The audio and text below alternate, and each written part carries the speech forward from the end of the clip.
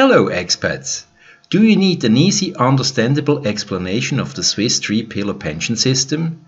Do you want to know how you can save taxes with the third pillar?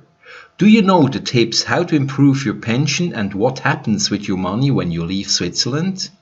If you are interested, stay with me. After the intro, you will learn in only 10 minutes everything you need to know on how the Swiss pension system works in your favor.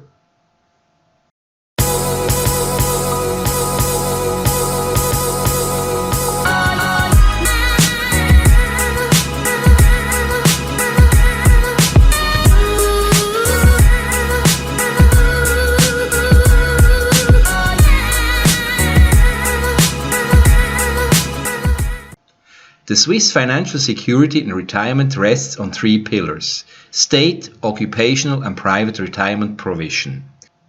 The three pillars complement each other and provide the best possible financial security. The first pillar is known as AHV and is compulsory for everyone who resides or works in Switzerland. No exceptions. It covers basic subsistence needs in old age, provides you with insurance in case of disability, and protects your surviving dependents in the event of death. Supplementary benefits are only paid under certain specific circumstances. The second pillar secures an appropriate standard of living. The occupational pension, also known as Pensionskasse, is compulsory for all employed persons with a yearly income of at least 21,330 Swiss francs. That's in 2019. The second pillar is intended to secure the accustomed standard of living. In combination with the first pillar, it should comprise around 60 to 75% of your last salary. Anything beyond this must be covered by private retirement provision. The third pillar closes your provision gap.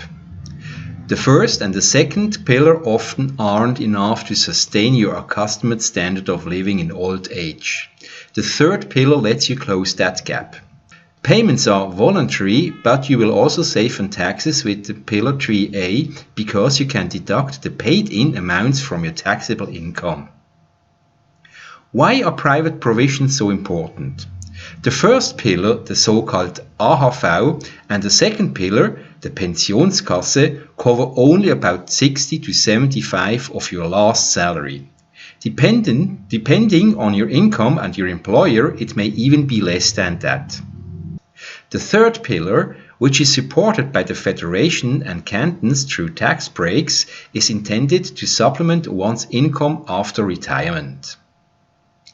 A distinction is made between the Pillar 3A, which is a tax-qualified provision, and Pillar 3B, non-tax-qualified provisions.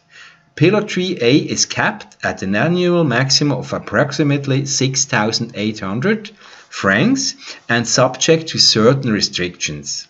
On the other hand, you can deduct it from your annual taxes. The Pillar 3B is subject to fewer restrictions but has no direct tax benefits.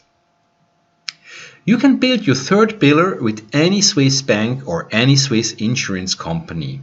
Your choice of bank account or insurance policy should depend on whether you are responsible for relatives, for example, for your own children. If you are single and have no children or relatives you are responsible for, I recommend a third pillar account at a Swiss bank of your choice. Everything, absolutely everything you pay in this account is your money, but you have no insurance cover. You are absolutely free when and how much you pay into this Pillar 3 bank account, up to the maximum of approximately 6,800 francs per year. But on the other hand, if you are responsible for children or relatives, it might be a good idea or a better idea to build your third pillar with a Swiss insurance company. A part of the money you pay to the insurance is used to cover your risk. If you become disabled or die prematurely, your children will receive an additional pension. Here's another advantage of the three-pillar system. If you intend to buy real estate property in Switzerland, the bank will value the accumulated third pillar balances as equity.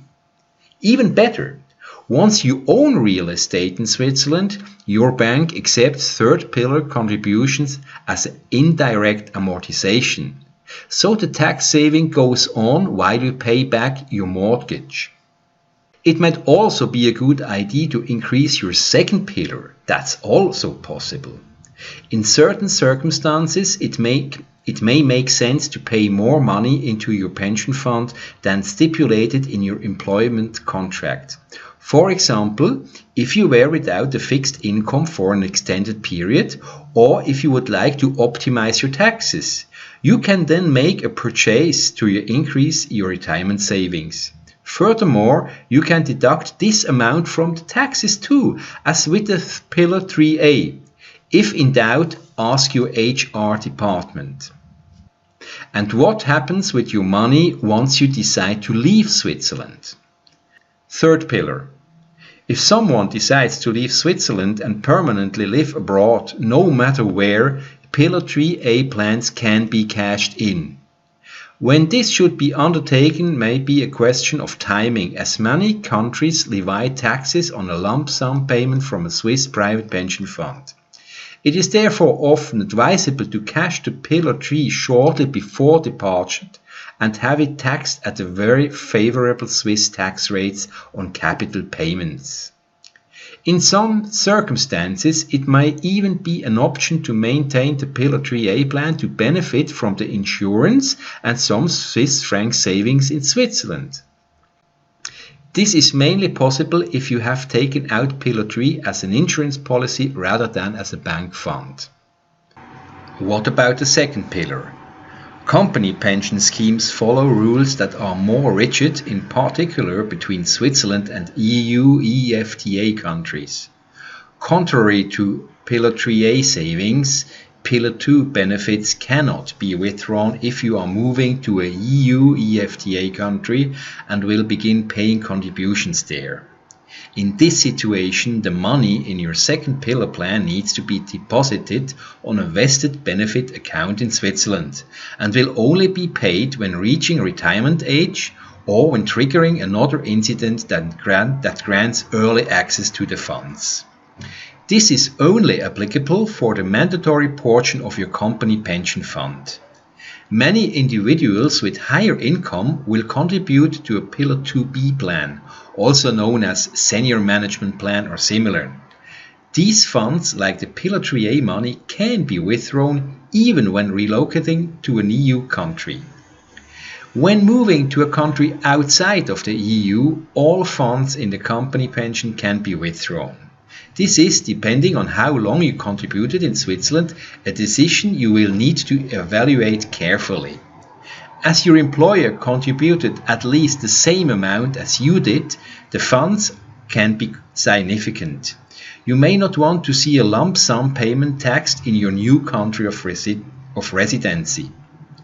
In addition, if you recently made buybacks, there may be a blocking period on your pension funds.